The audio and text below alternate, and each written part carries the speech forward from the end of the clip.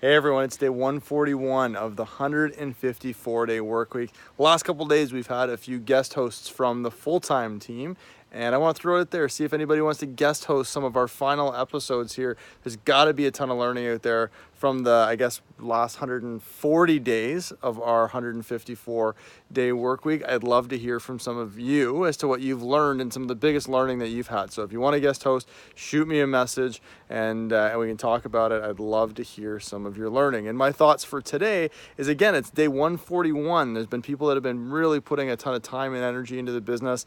And for me, I'd encourage you to take pride in the hard work. So some people will complain about certain parts of the business. I'd encourage you to take some pride in that you have the guts, that you've got the work ethic, that you've got the grit, that you've got the tenacity to be able to put the time and energy into this thing that it takes to be successful. And I just spent the last 2 days with one of our executive committee meetings where we get, the leaders of our business together to look at different parts of the business. And one of the things we looked at is the vision and what is College Pro.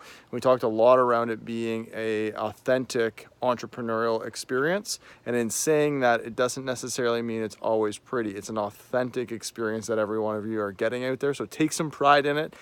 And where you'll really be proud is when you finish what you start. So we're day 141.